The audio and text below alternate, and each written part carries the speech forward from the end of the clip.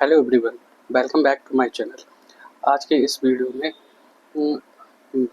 Daily current affair में 6 और 7 अप्रैल के करंट अफेयर को कवर करेंगे। तो चलिए शुरू करते हैं current affair. First of GP Drishti initiative. GP Drishti initiative recently Gujarat police announced the launch of GP Drishti initiative. The project aims to enhance policing through the drone technology. यानी कि GP Drishti initiative Gujarat police ने अनाउंस की है। और ये प्रोजेक्ट जो आपकी project का उद्देश्य ड्रोन टेक्निक के माध्यम से पुलिसिंग को बेहतर बनाना है। The initiative seeks to reduce response times to incidents and improve all overall public safety.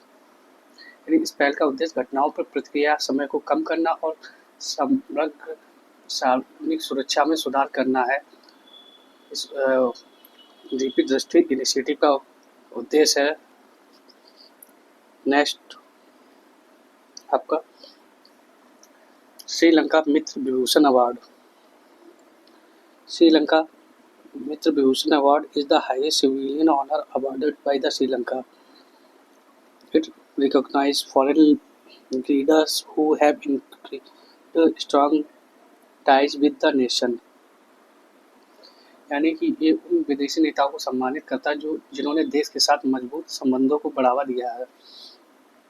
Recently, Prime Minister of India Narendra Modi received Sri Lanka highest civilian honor Mitra Vibhushan from President Anurag Kumara Dissanayake for strengthening bilateral ties during his state visit to Sri Lanka.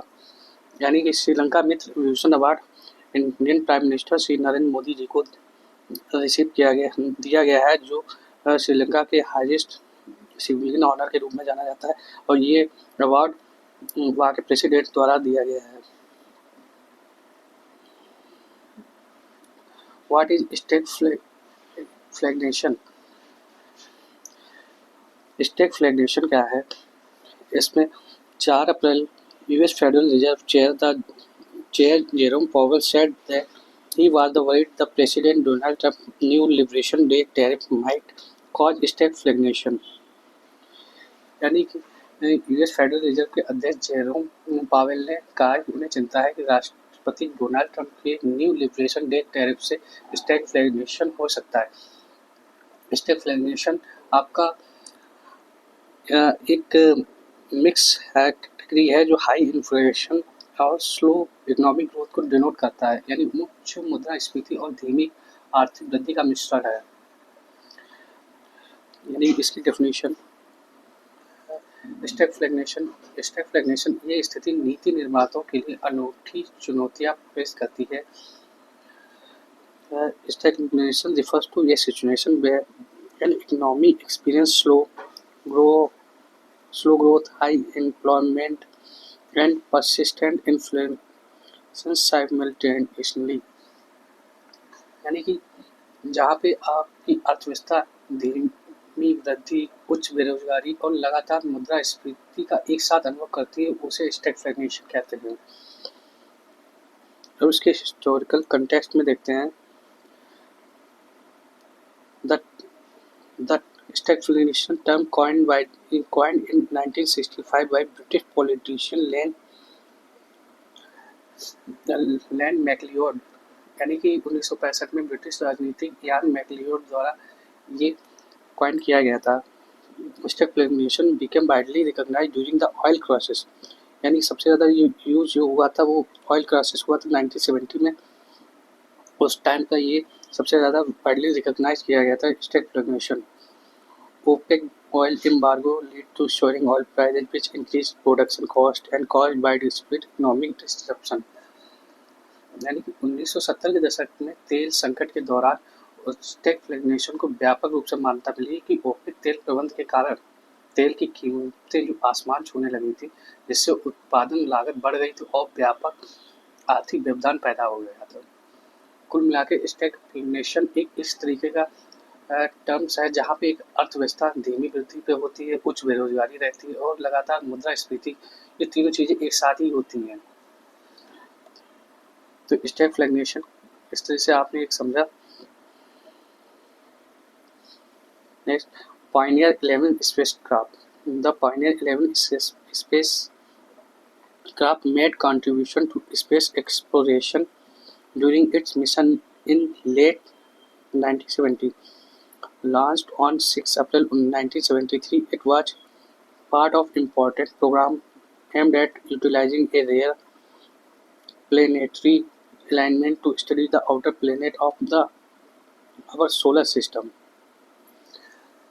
यानी कि ये 6 अप्रैल 1973 को launch किया गया था। ये हमारे सौर मंडल के बाहरी ग्रहों का अध्ययन करने के लिए एक दुर्लभ ग्रह संरेखण का उपयोग करने के उद्देश्य से महत्वपूर्ण कार्यक्रम का हिस्सा था।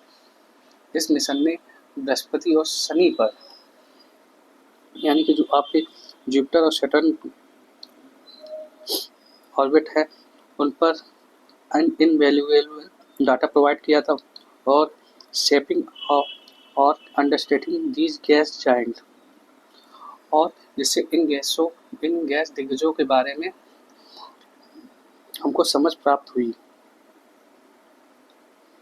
इसका मिशन ऑब्जेक्टिव क्या है? Pioneer 11 was launched to explore Jupiter and Saturn, यानी कि जो ये लॉन्च किया गया था Pioneer 11, ये बृहस्पति और शनि का पता लगाने के लिए लॉन्च किया गया था। ये Pioneer 10 which had successfully passed the asteroid belt, ये Pioneer 10 के बाद लॉन्च हुआ जिसने एस्टेरॉयड बेल्ट को सफलतापूर्वक पार किया था। The mission aimed to study the gravitational field of the both planets and gather data on their atmosphere and magnetic field and moons. यानी कि इस मिशन का उद्देश्य दोनों ग्रह, यानी कि जो जुपिटर और सैटर्न है, जो बोथ प्लेनेट हैं, उनके गुरुत्वाकर्षण क्षेत्रों का अध्ययन करना और उनके वायुमंडल, चुंबकीय क्षेत्रों और चंद्रमाओं पर डाटा एकत्र करना था। इसकी प्रेजेंट सिचुएशन ये है कि Pioneer 11 is currently located in the constellation Aquila over 17 billion kilometre from the Earth. यानी कि ये Pioneer 11 है जो वर्तमान में पृथ्वी से 17 बिलियन किलोमीटर से दूर, अधिक दूर एक्ला कंस्टलेशन यानी नक्षत्र में स्थित है। ये अंतरिक्ष में सबसे दूर की मानव निर्मित वस्तुओं में से एक है जो अपने परिचालन जीवन के बाद भी सौर मंडल की हमारी समझ में योगदान देता रहेगा।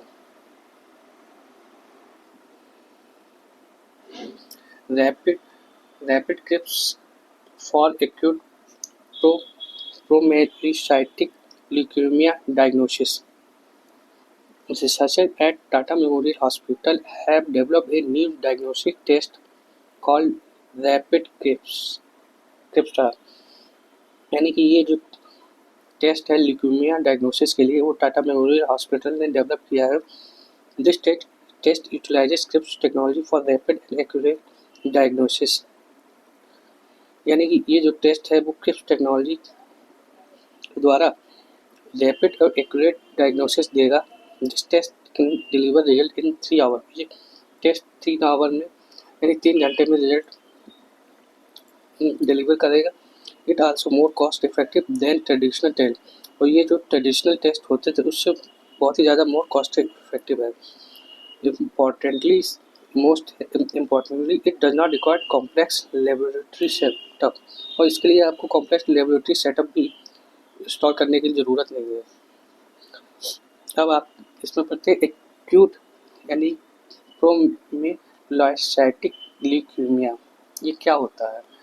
यानी कि ये आपका एक जो ल्यूकेमिया है ये एक दुर्लभ है लेकिन एक आक्रामक रूप से।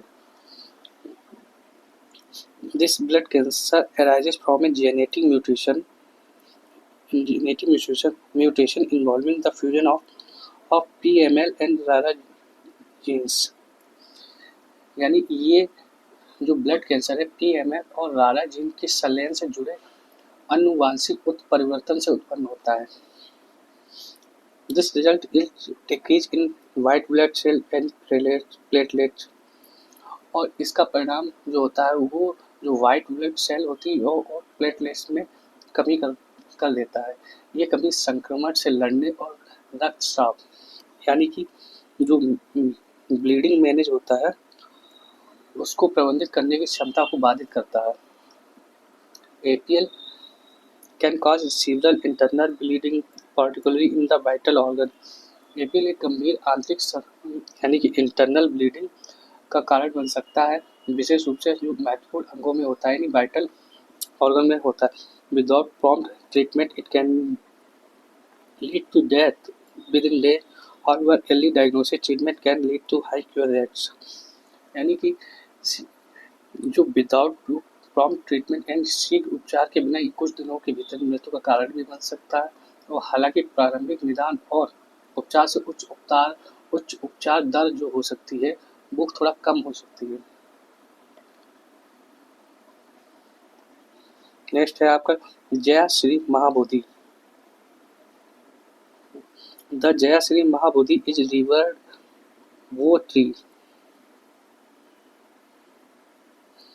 located in Anuradhapura Sri Lanka. यानी जय श्री महाबोधि श्रीलंका के अनुराधापुरम में स्थित एक पूजनीय वो ट्री है। It holds immense significance for Buddhists worldwide, believed to be over 2300 years old. यानी 2300 साल से भी ज़्यादा पुराना है। ये दुनिया भर के बौद्धों के लिए बहुत महत्व रखता है। It is the oldest living human planet tree with recorded planting date. This is sacred tree is a descendant of a original Bodhi tree in the Bodhgaya under which Siddhartha Gautam attained enlightenment. यानी कि ये आपका सबसे पुराना जीवित मानव रोपित वृक्ष है जिसकी रोपण डेट यानी दर्ज है। ये पवित्र वृक्ष बोधगया में मूल बोधि जो वृक्ष है उसका एक वंशज है जिसके नीचे सिद्धार्थ गौतम को ज्ञान की प्राप्ति हुई थी। ये रिसेंटली न्यूज में इसलिए चर्चित है कि recently prime minister of India Narendra Modi visited the site in denoting its importance. यानी हाल ही में भारत के प्रधानमंत्री नरेंद्र मोदी ने इस स्थल का दौरा किया था। अब इस ट्री का हिस्टोरिकल बैकग्राउंड जानते हैं। Jaya Sri Mahabodhi was planted in 288 BC by King Devanampiya Tissa. यानी कि जया श्री महाबोधि को 288 ईसा पूर्व में राजा देवनमपिया तिस्सा ने लगाया था। The tree cutting was brought to Sri Lanka by the Sanghamitra Mahatheri the daughter of the emperor Ashoka.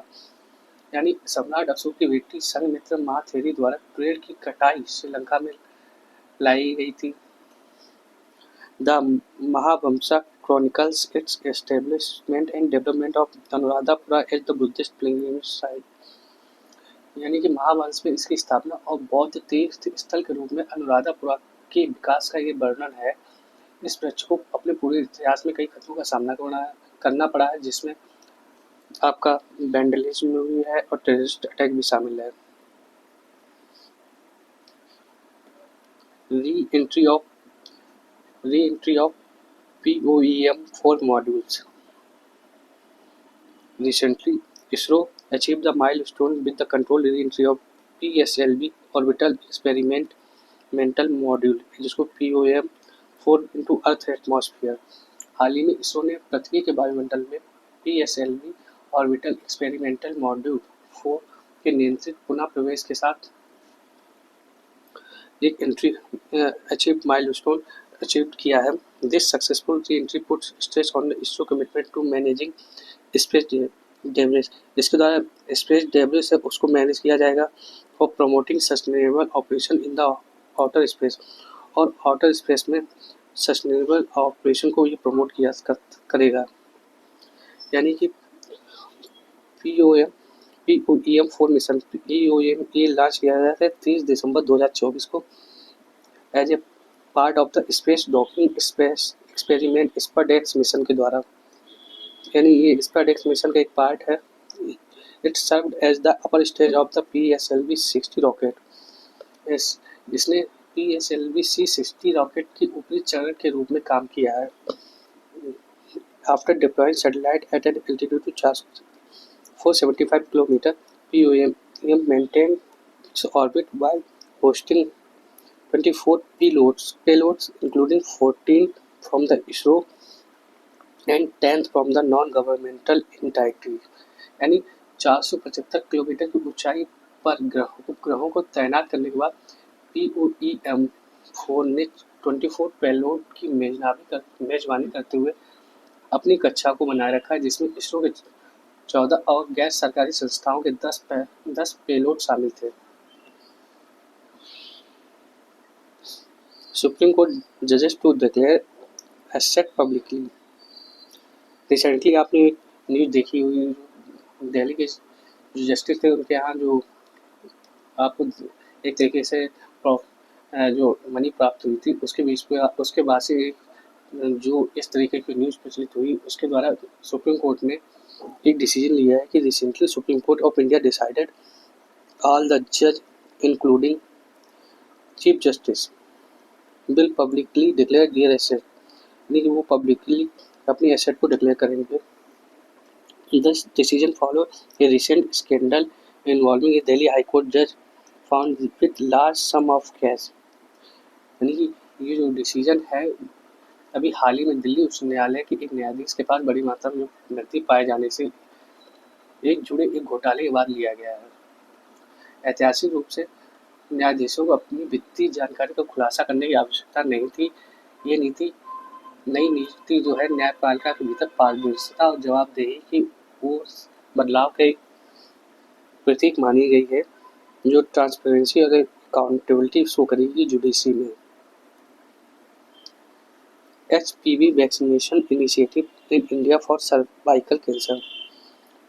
The government of India is intensifying effort to combat cervical cancer through human papilloma virus. यानी HPV जो HPV ये है वो सर्वाइकल कैंसर से combat करने के लिए government India ने इस तरीके से निपटने का एक तरीके से प्रयास किया है,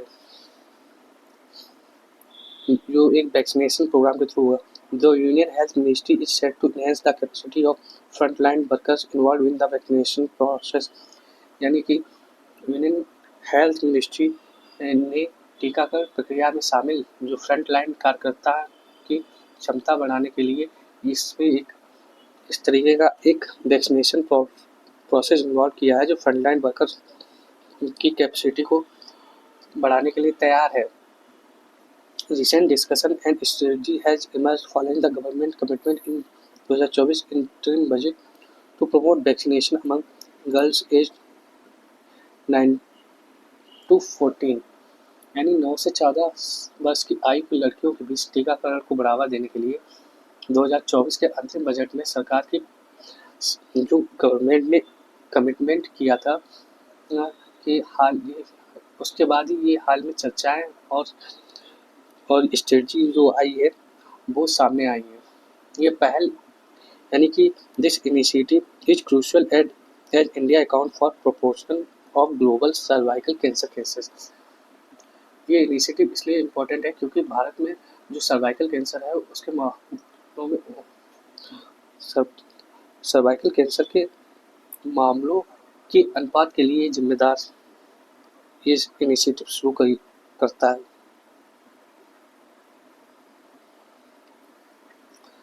INS Sunaina on 5 April 2025 Indian navy launch the offshore patrol vessel.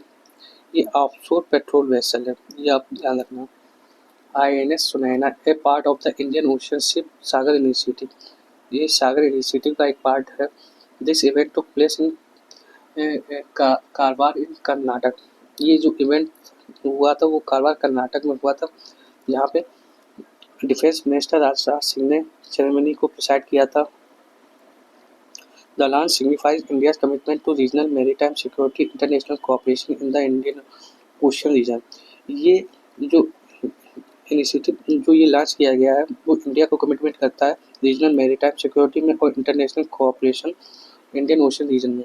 It coincided with the 10th anniversary of the Sagar Farmer Security and Growth for All in the Region initiative and the National Maritime Day। इस सागर क्षेत्र में सभी के लिए सुरक्षा और विकास पहल की 10वीं वर्षगांठ और राष्ट्रीय समुद्री दिवस के साथ एक तरीके से मेल खाता है। Ministry of Statistics Program Implementation MOSPI released the 26th edition of the Women and Men India in 2024। यानी कि ये मॉस्पी ने ये रिलीज की है 26 edition of the women and man India 2024। ये याद रखना। Report offers a comprehensive overview of the gender landscape in India across key area like population, education, health, economics and participation decision making. ये आपका report जो ये show करती है population, education, health, economics and participation and decision making में। इस report के highlights है जो sex ratio at birth between 2014 से 16 and 2018 to 20। Sex ratio in urban areas 910 has surpassed that of the rural area 907। यानी यहाँ पे जो इतने टाइम पीरियड के बीच में सेक्स रेशियो था अर्बन एरिया का वो आपका ग्रामीण क्षेत्रों के अनुपात से आगे निकल गया है, जो शहरी क्षेत्रों की ओर महिलाओं के बढ़ते माइग्रेशन को शो करता है। हेल्थ के में मैटरनल मोर्टेलिटी रेट यानी MMR डिक्लाइन हुआ है 122, जो 2015 से 17 के बीच में था, अब 2018 के बीच में ये 97 रह गया है। Education literacy rate in India reached 84.7% for male and 17.3% for female in 2017 with Kerala having smallest gender literacy gap with Rajasthan having highest। यानी लिटरेसी रेट जो यहाँ पे शो किया है उसमें दिखाया गया है कि मेल लिटरेसी रेट आपका 84.7% तक पहुँच गया और फीमेल लिटरेसी रेट 70.3% तक पहुँच गया। और केरल में सबसे ज़्यादा यानी कि कहा जा सकता है कि जो जेंडर लिटरेसी गैप होता है वो सबसे कम और राजस्थान में सबसे ज़्यादा है। इकोनॉमिक पार्टिसिपेशन यानी female labour force participation rate increase significantly from 23.3% in 2017-18 to 41.7% in 2023-24। यानी कि जो female labour force participation rate है वो भी आपका इंक्रीज हुआ है, जो आप प्रेजेंट में 2023-24 में 41.7% पहुँच गया। Financial inclusion women own 39.2% of all bank account and contribute to 39.7% of total deposit. यानी कि वुमेन का जो महिलाएं हैं उनके बैंक अकाउंट 39.2% तक पहुंच गए हैं और उनका जो डिपॉजिट है उनमें उनका कंट्रीब्यूशन है 39.7%। लीडरशिप रोल है जो आपका बोर्ड ऑफ डायरेक्टर इन 2025 में जो 28.7 तक पहुंच गया है, जो आपका 26.7% 2020 में था। Political participation female voter turnout varied over the year reaching 67.2% in 2019 but slightly declining 65.8। इसमें आपका डिक्लाइन हुआ है, जो 67.2% 2019 में था वो अब डिक्लाइन होकर 65.8% हो गया है। वायलेंस अगेंस्ट वुमेन यानी कि जो वुमेन के अगेंस्ट वायलेंस है नियरली 1/3 यानी 31.9% of married women age 18 to 49 in India experience spousal violence with highest rate in the Karnataka, Bihar and Manipur. यानी कि जो वायलेंस अगेंस्ट वुमेन का है तो उसमें आपका कर्नाटक सबसे नंबर 1 पे, उसके बाद बिहार है, फिर मणिपुर है। तो ये आपका एक्सपीरियंस किया जाता है 18 से 49 एज ईयर के साल के बीच का। India parliamentary union Indian Lok Sabha speaker attended 150 यानी 150वीं इंडिया पार्लियामेंट्री यूनियन समिट जो आपकी ताशकंद उज्बेकिस्तान में हुई थी। अब इसके बारे में जानते हैं कि ये 1889 में एक स्मॉल ग्रुप ऑफ पार्लियामेंट्री था जिसका मिशन है कि facilitate parliamentary diplomacy and empower parliament and parliamentarian to promote peace democracy and sustainable development world wide. इसका मुख्य उद्देश्य है कि ये पार्लियामेंट्री डिप्लोमेसी को फैसिलिटेट कर देता है और एम्पावर करता है पार्लियामेंट और parliament to promote peace and democracy and sustainable development आपका वर्ल्ड वाइड में। It include the forum of women parliamentarians, a unique entity that has for 14 years provided women member of parliament a global platform to input into international decision making। यानी कि इसमें एक महिलाओं संसदों का मंच भी शामिल है, जो एक अनूठी संस्था है जिसने 40 वर्षों से महिला सांसदों को अंतर्राष्ट्रीय निर्णय लेने में योगदान देने के लिए एक वैश्विक मंच प्रदान किया है। अब मेंबरशिप में आते हैं, तो इसमें मेंबरशिप में 182 सदस्य हैं, जिसमें आप अभी रिसेंटली वेलीज एक सबसे नया सदस्य बना है,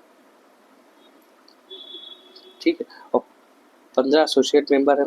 इंडिया इसका मेंबर कंट्री है। इसका हेडक्वार्टर जिनेवा में है, Geneva Switzerland. International standard of accounting and reporting, India secured an uncontested position in the United Nations Intergovernmental Working Group of Experts on International Standard of Accounting and Reporting for 2025 to 2027 terms. Bharat ने 2025-27 के कार्यकाल के लिए जो आपका accounting and reporting international है पर विशेषज्ञों के संयुक्त राष्ट्र अंतर सरकारी कार्य समूह में निर्विरोध स्थान प्राप्त किया है। अब इसके बारे में जानते हैं। ये आपका स्टैंडिंग इंटरगवर्नमेंटल वर्किंग ग्रुप है जो डेडिकेटेड है। इसके एसोसिएट मेंबर स्टेट को जो इम्प्रूव करते हैं क्वालिटी, इंटरनेशनल कंपैरेटिव और financial reporting, non financial disclosure. यानी कि ये आपका एक स्थायी अंतर सरकारी कार्य समूह है जो सदस्य राज्यों को पर्यावरणीय मुद्दों, कारपोरेट प्रशासन और कारपोरेट सामाजिक जिम्मेदारी जैसे वित्तीय रिपोर्टिंग और गैर वित्तीय प्रकटीकरण की गुणवत्ता और अंतर्राष्ट्रीय तुलना में सुधार करने में सहायता करने के लिए समर्पित है। It holds its annual session in Geneva to address the emerging issue of enterprise accounting report। इसका एनुअल सेशन जिनेवा में होता है जो आपका इमर्जिंग इशू होते हैं एंटरप्राइज अकाउंटिंग और रिपोर्टिंग में। अब इसका मेंबरशिप है, तो मेंबरशिप आप इसका जान लीजिए कि यहाँ पे जो सदस्यता रहती है वो 34 फॉर्मल मेंबर्स होते हैं जो सर्व करते हैं 3 ईयर टर्म्स।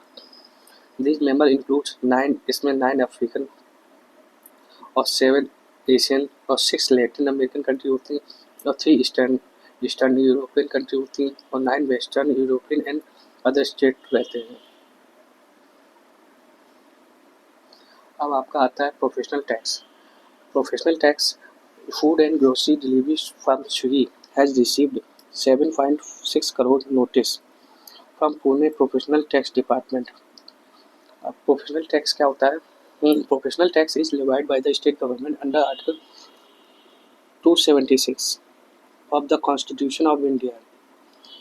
यानी कि ये जो टैक्स है वो स्टेट गवर्नमेंट द्वारा डिवाइड किया जाता है under article 276 constitution of India, which grant them power to impose a tax on profession, trades and employment.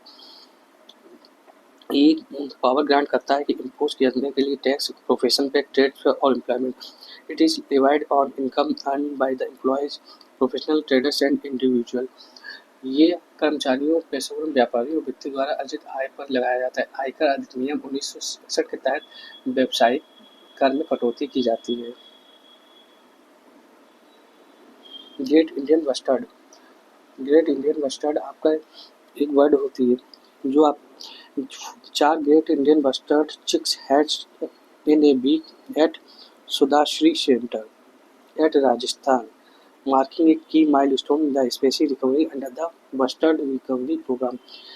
यानी बस्टर्ड रिकवरी प्रोग्राम होगा जो चलाया गया था उसके अकॉर्डिंग यहाँ पे राजस्थान के सुधाश्री केंद्र में एक सप्ताह में 4 ग्रेट इंडियन बस्टर्ड चिक ने जो हैच किया है, तो वहाँ पे 4 ग्रेट इंडियन बस्टर्ड चिक निकले हैं। ये आपका बस्टर्ड रिकवरी प्रोग्राम के तहत इन प्रजाति की रिकवरी में एक महत्वपूर्ण योगदान कर रहा है। अब इसके बारे में जानते हैं, ग्रेट इंडियन बस्टर्ड के बारे में। इनका जो हैबिटेट होता है वो एंडेमिक टू इंडियन सब कॉन्टिनेंट। ये आपका मेनली फाउंड होता है राजस्थान, गुजरात, और इसका इस्तेमाल पोर्शन महाराष्ट्र में भी, कर्नाटक और आंध्र प्रदेश में भी होता है। ये आपका एंडेमिक है इंडियन सब कॉन्टिनेंट में, और मेनली ये राजस्थान और गुजरात में पाया जाता है, बट स्मॉल इसकी पॉपुलेशन महाराष्ट्र, कर्नाटक और आंध्र प्रदेश में पाई जाती है। इसकी जो डाइट होती है ओमनिवोरस होती है, ये सर्वाहारी होते हैं।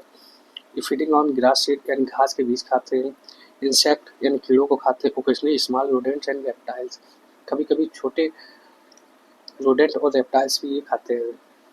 इनकी conservation status wild life protection act के तहत ये शेड्यूल फर्स्ट अनुसूची में पाए जाते हैं, और इनका IUCN जो रेट वो है वो क्रिटिकली इंडेंजर्ड है, और ये साइट के अंदर अपेंडिक्स की फर्स्ट लिस्ट में होते हैं।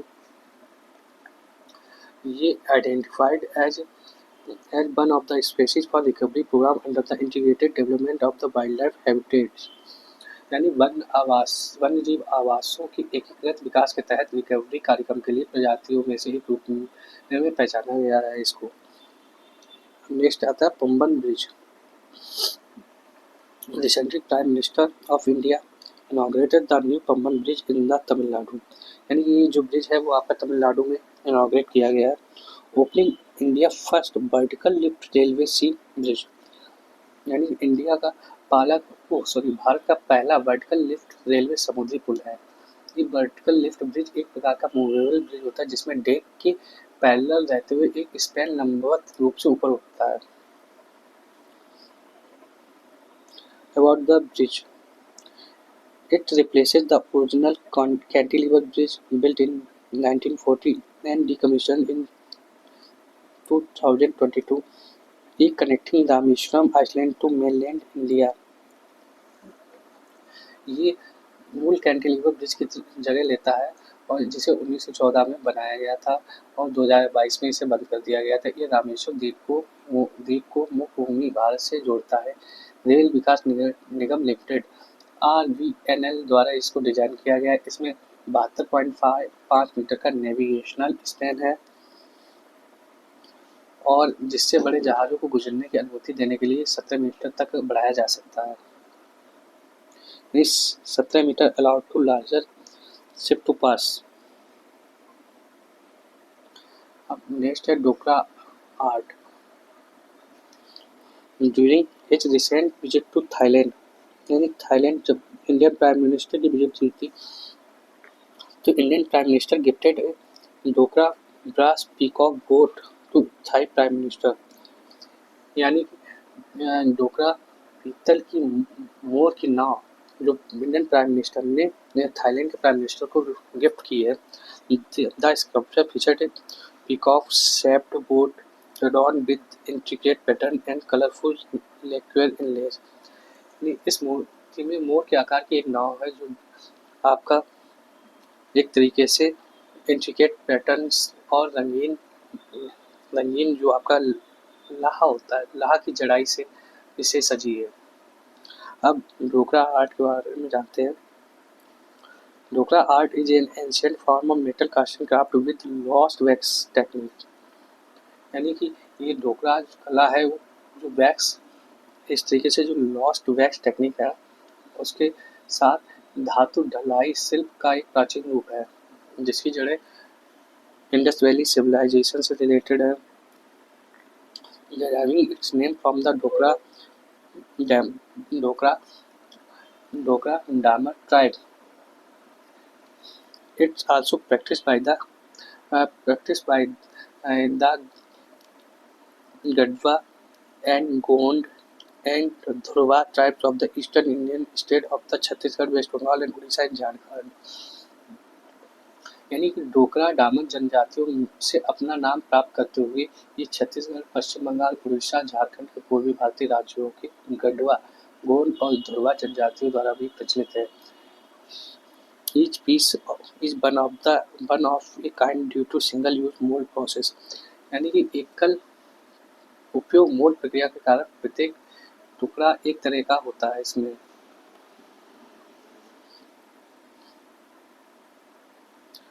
प्लेसेस इन न्यूज, लेसेथो लेसेथो इसकी कैपिटल है Maseru.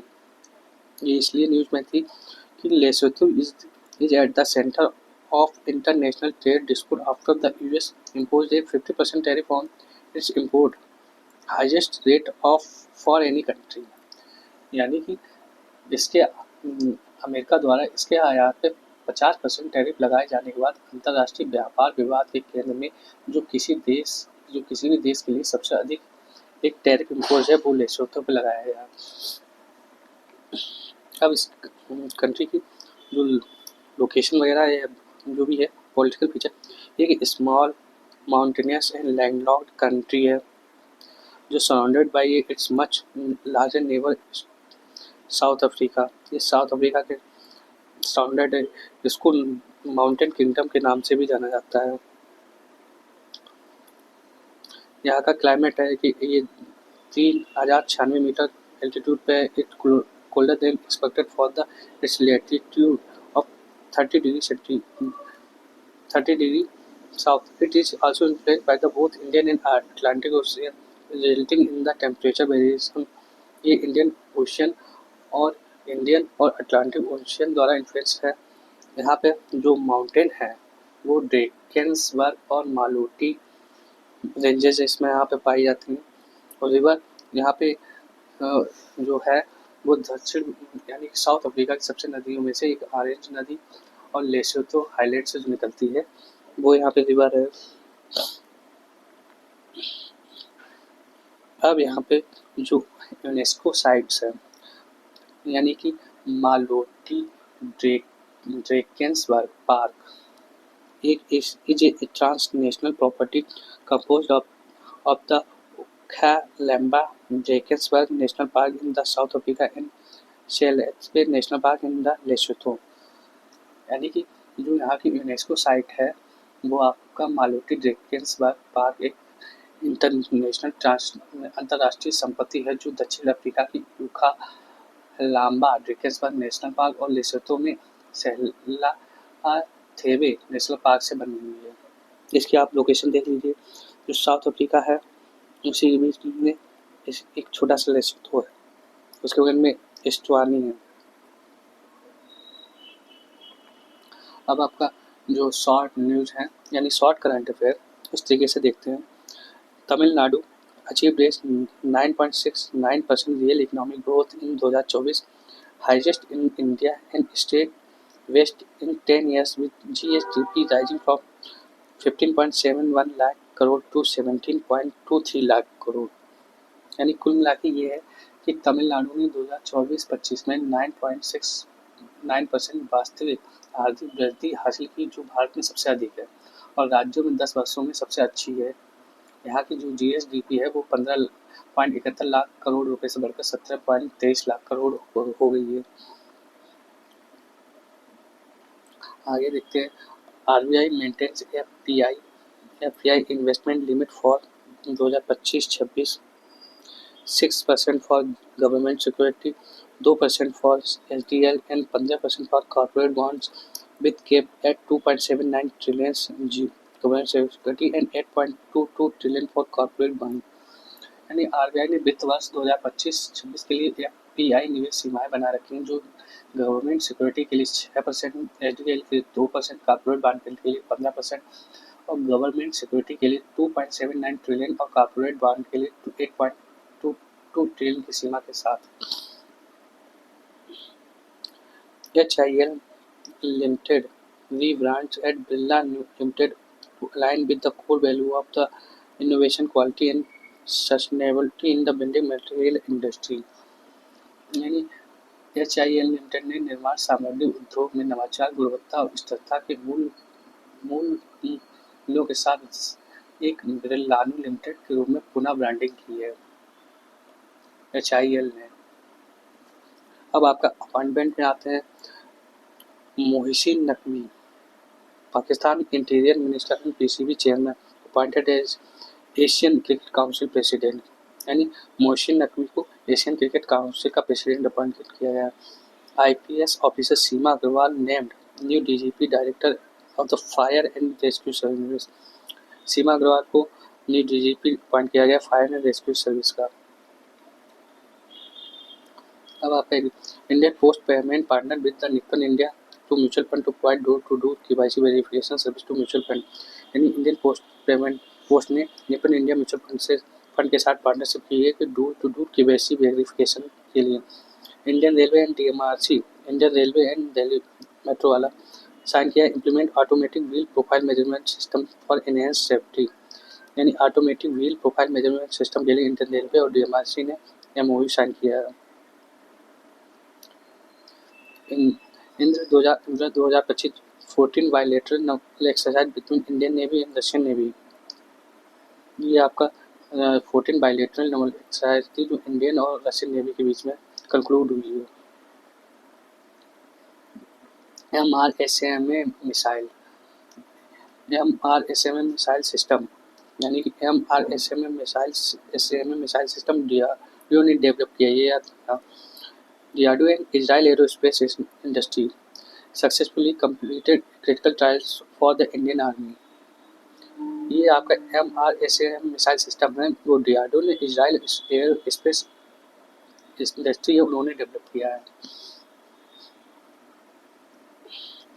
Rank according to Ookla Speed Test Global Index, Mumbai has slowest fixed broadband among Indian cities and is ranked 123rd globally while Delhi tops nationally।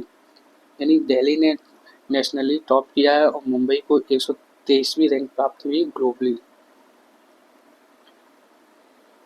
India proposed Baku to Vellum roadmap at 11th BRICS Environment Minister Meeting to mobilize 1.3 trillion for climate finance। India ने Baku to Belem roadmap propose किया है 11th BRICS environment minister की meeting में, जिसमें 1.3 trillion का जो fund है वो मोबिलाइज करने के लिए कहा है, ये क्लाइमेट फाइनेंस के लिए। Bangladesh assumes BIMSTEC chairmanship for next 2 years with Mohammad Yunus emphasizing inclusivity and action oriented approach. यानी कि जो बिम्स्टेक की नेक्स्ट मीटिंग होगी वो बांग्लादेश में अजूम होगी। Stand up India scheme completed the 7 years sanctioning over 61,000 crore loan to SC/ST women. यानी स्टैंड अप इंडिया स्कीम को 7 साल पूरे हो गए, इसके थ्रू 61,000 करोड़ का लोन प्रोवाइड किया गया था SC/ST और वुमेन एंटरप्रेन्योर्स को। National maritime day celebrated on 5 अप्रैल, यानी 5 अप्रैल को नेशनल मैरीटाइम डे सेलिब्रेट किया जाता है, जो आपका इंडिया मैरीटाइम हेरिटेज है since 1919 maiden voyage of India steam navigation company. यानी कि जो 1919 में आपका जो इंडिया टीम नेविगेशन कंपनी के पहली यात्रा के बाद से भारत की समुद्री विरासत का सम्मान करने के लिए हर साल 5 अप्रैल को नेशनल मैरीटाइम डे सेलिब्रेट किया जाता है। स्वामीनारायण जयंती टू बी ऑब्जर्व ऑन 6 अप्रैल 2025। स्वामीनारायण जयंती है आप 6 अप्रैल को ऑब्जर्व की गई थी, जो आपको बर्थ है spiritual leader Shri Swaminarayan. Next है आपका स्वतंत्रता स्वानायन, यानी कि freedom fighter and social reformer Babu Jagjivan Ram की जयंती के उपलक्ष्य में 5 अप्रैल को समता दिवस के रूप में मनाया गया है। तो इस तरीके से आपने डेली करंट अफेयर में 6 और 7 अप्रैल के करंट अफेयर को कवर किया है। अगर आपको ये करंट अफेयर का वीडियो अच्छा लगता है तो मेरे चैनल को लाइक और सब्सक्राइब कीजिए। Okay, thank you so much.